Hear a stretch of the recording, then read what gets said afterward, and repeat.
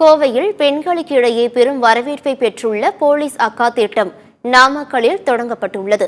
கோவை மாநகர காவல்துறையில் செயல்படுத்தப்பட்டு வரும் போலீஸ் அக்கா திட்டத்தை மற்ற மாவட்டங்களிலும் அறிமுகம் செய்ய தமிழக அரசு முயற்சித்து வருகிறது. அந்த வகையில் நாமக்கல் மாவட்டம் திருச்செங்கோடு பகுதியில் போலீஸ் அக்கா திட்டம் துவக்க விழா நடைபெற்றது.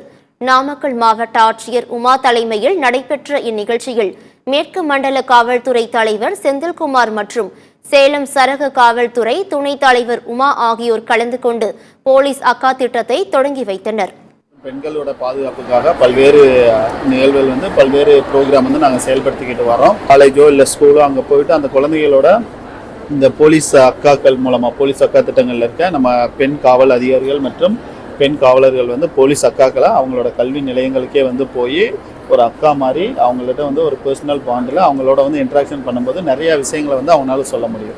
மொபைலில் சொல்ல முடியாததா இல்லை இன்டர்நெட் மூலமாக சொல்ல முடியாததா காவல் நிலையங்களுக்கு சொல்ல முடியாத விஷயங்களை கூட நேரடியாக அவங்களோட கல்வி நிலையத்துக்கே போய் அவங்கக்கிட்ட கேட்கும்போது அவங்ககிட்ட ஃப்ரெண்ட்லியாக ஒரு அந்த அக்காங்கிற அந்த ஸ்தானத்துலேருந்து கேட்குறப்போ அவங்க எல்லா விதமான பிரச்சனைகளையும் எங்கள்கிட்ட சொல்ல முடியும். அப்படி சொல்லும்போது அவங்களுக்கான தீர்வுகளை எங்களால் எளிதான முறையில் கொடுக்க முடியும். நம்மளுடைய மாவட்டத்தில் இந்த திட்டம் தொடங்குவது ரொம்ப ரொம்ப முக்கியம். ஏன்னு கேட்டிங்கன்னா, நாமக்கல் மாவட்டம் ஒரு கல்வி மாவட்டம். இங்கே நிறைய கல்லூரிகள் மற்றும் நம்மளுடைய வெளியூர்ல இருந்து வரக்கூடிய பள்ளி குழந்தைகள் கூட இங்கே படிக்கக்கூடிய சூழ்நிலை இருக்குது. கண்டிப்பா மாணவிகள் இதை வரவேற்பாங்க. ஏன்னா இப்ப நிறைய பெற்றோர்கள் வேலைக்கு போக வேண்டிய சூழ்நிலை இருக்கு.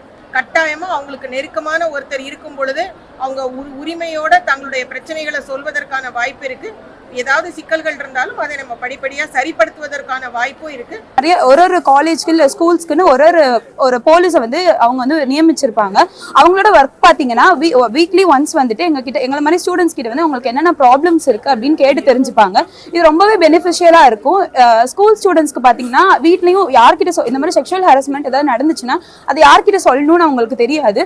அப்போ ஒரு போலீஸே நம்ம கிட்ட கேட்கறாங்கன்னும் போது நாங்க ரொம்பவே பாதுகாப்பா உணர்வோம். அந்த சிச்சுவேஷன்ல வீக்லி வர்றாங்க அப்படிங்கும் போது அவங்க எங்களோட ஃப்ரெண்ட்ஸாவே ஆயிடுறாங்க. ஸோ எங்களால் வீட்டில் சொல்ல முடியாத ஃப்ரெண்ட்ஸ் கிட்ட சொல்ல முடியாத விஷயங்களை கூட நாங்கள் அவங்க கிட்ட ஷேர் பண்ணிப்போம்.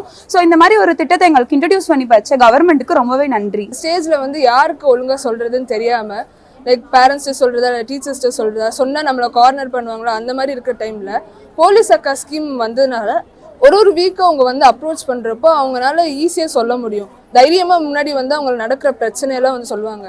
இதுக்கு அவங்களுக்கு ஒரு சொல்யூஷனும் கிடைச்ச மாதிரி இருக்கும். ஃப்யூச்சரில் இப்படி நடந்துச்சுன்னு ட்ராமடைஸ்டாக இருக்காமல் அவங்க பீஸ்ஃபுல்லாக இருப்பாங்கன்னு நான் நினைக்கிறேன்.